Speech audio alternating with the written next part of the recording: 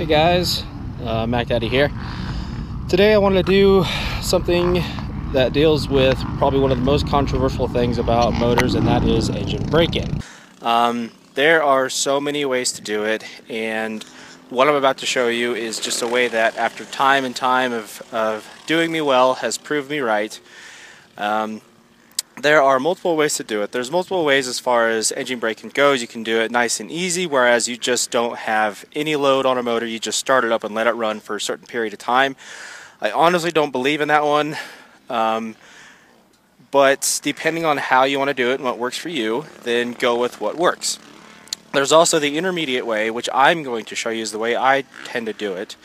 I mix both low, intermediate, and heavy break-in periods.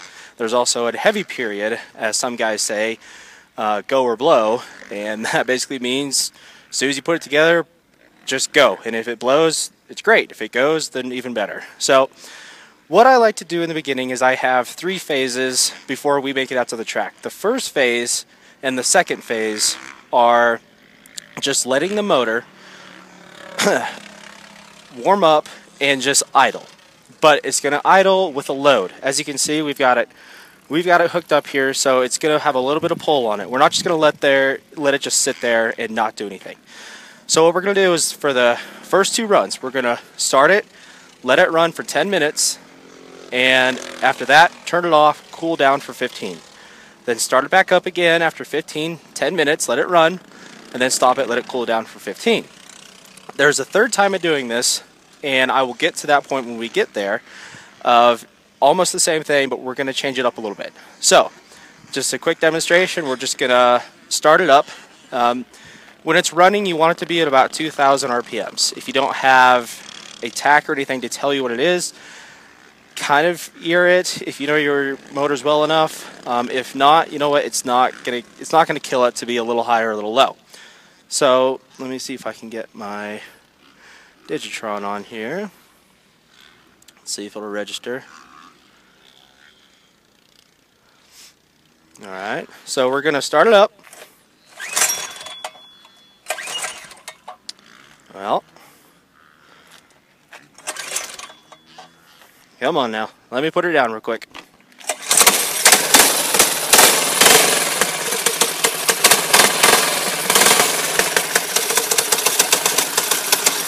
Now, I'm a little low. I'm at about 1,500. Sorry about that. I'm at about 1,500, so I'm going to come over here.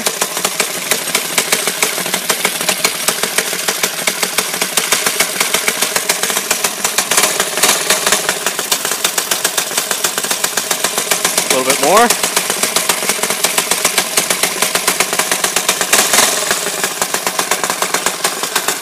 And as you can see, we're about where we want to be. Now, we're going to let this go for 10 minutes, and we're just going to leave it here. Just let it go for 10 minutes, and then when that 10 minutes is up, you turn it off, let it cool down, and you do this one more time. So, I'm going to end here, come back, and show you the third phase of how I do an engine braking. So, see you in a bit. Alright, so we're back. Now, you've done this 2 times, and you've let it cool down, and this is the third one. We're going to do it again. We're going to start it up.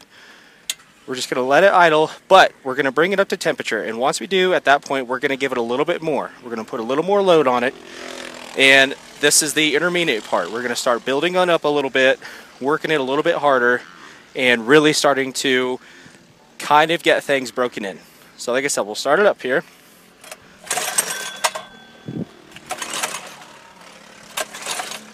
Well,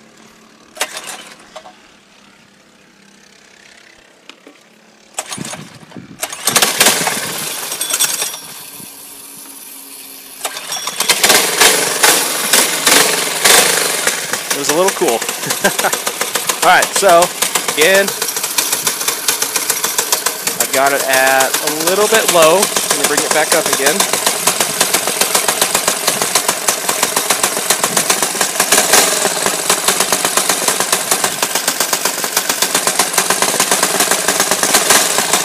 Alright, so now what we're going to do on this phase is we're going to give it a little bit more. We're going to bring it up. Depending on what motor you have, going to depend on how far you bring it up. This is a high revving motor, and so what I'm going to do is I'm going to bring it up to about 5 to 6, and then just let it down. But it's going to be nice and easy, so here we go.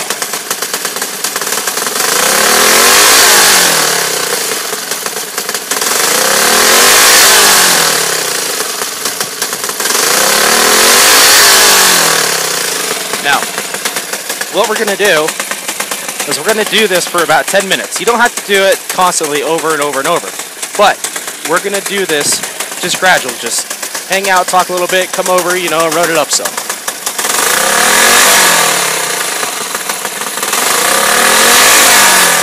We're going to do that for 10 minutes.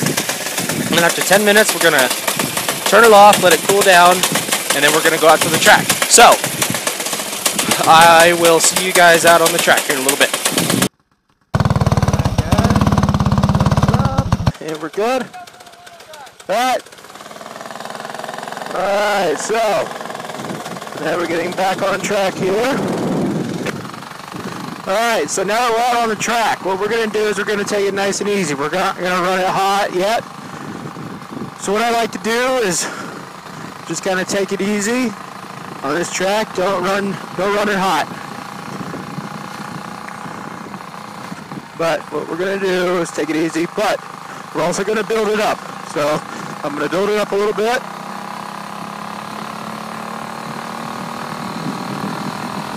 And then let it down. You know, just nice and easy build-ups, nothing too crazy yet.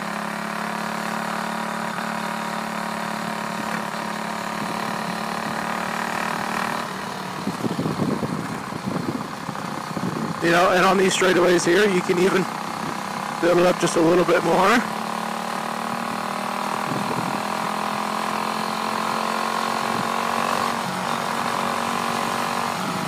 But not too much.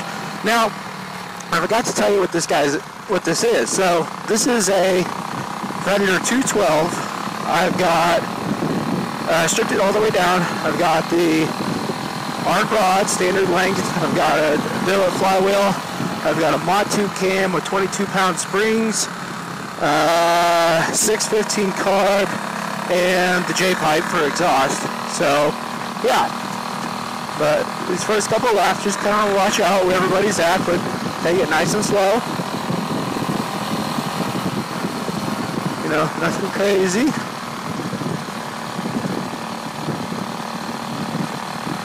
And depending on, you know, what kind of motor you're running, your braking is going to be different. This is a high revving motor, or it's supposed to be. And so, you know, I'm braking in at these 5s and 6s now before I let it loose. Thought there was a guy behind me there. Before I let it loose. And each motor is going to be different. If you got a low revving motor, you're going to break it in a little different. If you got a high revving motor, you're going to try to do something a little like this if you prefer this method. I also forgot to mention that this is the way I do break-ins for both flatheads and overhead valves. So I do it for both. You can do either or, it doesn't really matter. But this is my method of madness. So yeah, just going nice and easy, nothing too bad.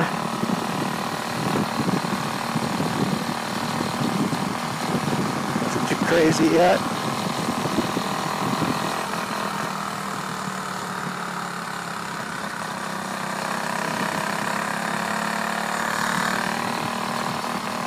Alright, so we'll do one more lap and then we'll see what she can do. We'll let her go. Now, this is a mile-long track. Depending on what track you're doing this on, you either, you know, if you're doing dirt oval, if you're doing dirt oval, you're going to do a few more laps, obviously. But if you're on a longer track, shorter track, you know, these break-in things vary. But this is a mile-long track for me, so if that gives you an idea of what I'm doing and how I'm going about with this, then good. I hope it helps.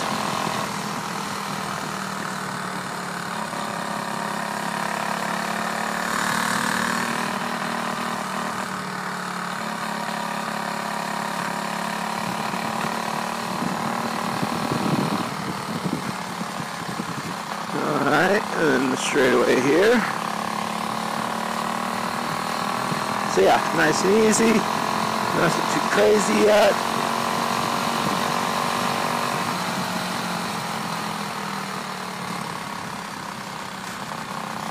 Alright, now this is the part where I believe when some builders say go, and either it'll blow or it'll go.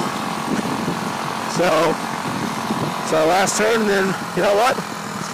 We'll see what she does. So alright, here we go.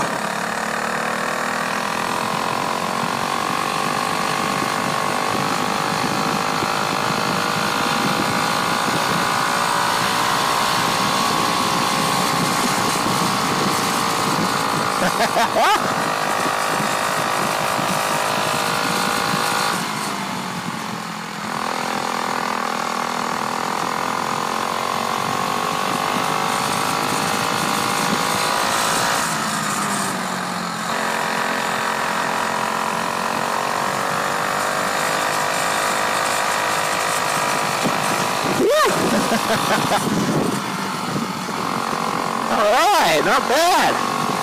Oh, she's going.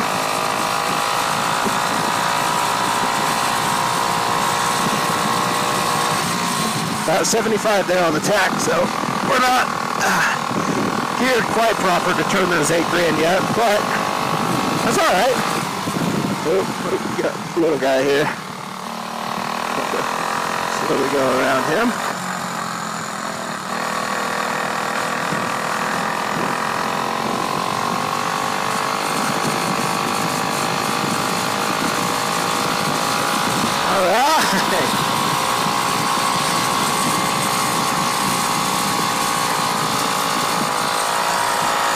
Whoop.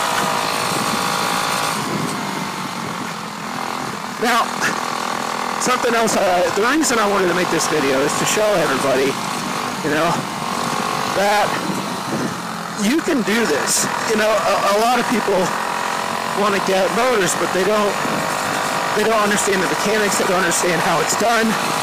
And so what they'll do is they'll spend, you know, $1,000, $1,200 buying these championship motors that motors builders build for legit racing purposes.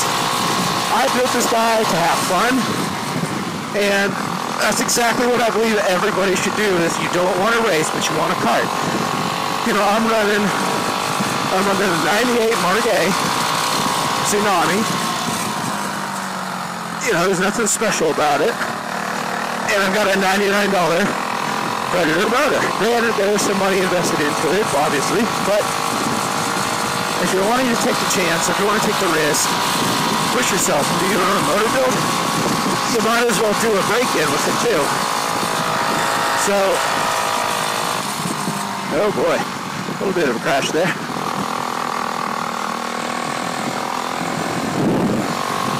But yeah, I did this to show you guys that, you know, anybody that's mechanically inclined who wants to try this out, you can do this. It's not that bad.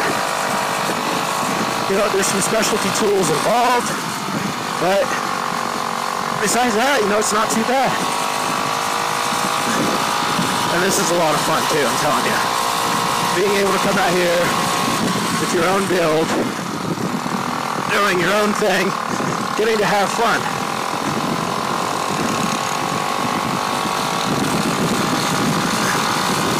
Dragging his bumper, it looks like.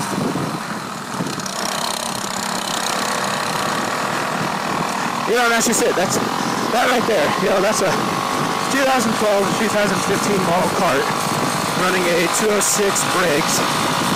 And here I am, 98 Margay, running my own motor. And just having a blast, man. And the best part is, you know, if you can get some friends that want to do this, get some friends that go out and get their own karts, do their own motor builds, come out here and break them in. If you get 5 or 6 of you guys out here, you have a blast.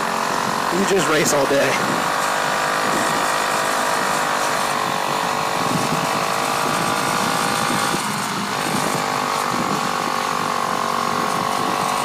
Oh yeah. It's running great. This is awesome. Like I said, this is what I do for both flatheads and overhead valves.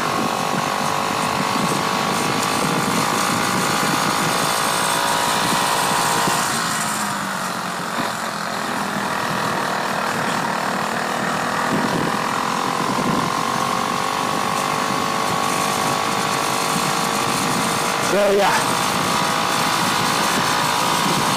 that's it. I mean, at this point, I would consider this motor broken in. Obviously, you know, do your oil changes, especially during this braking period. After you've done this for a couple laps, go off the track, do an oil change, and then, you know, you're good.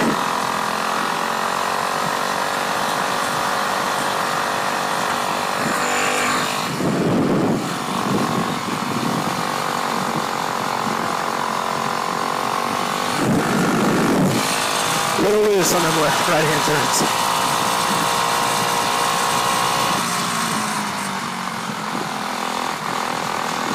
But yeah, so that's basically all I had for you today. I can't think of anything else that I would tell you besides just go out and try it. Do it. It's a blast. Just a little loose on the right turns. Huh. So, with that being said, I'm going to stick out here a little longer, but hope you guys enjoyed the video. If you got any questions or suggestions, you know, let me know. And I will try to get them answered for you.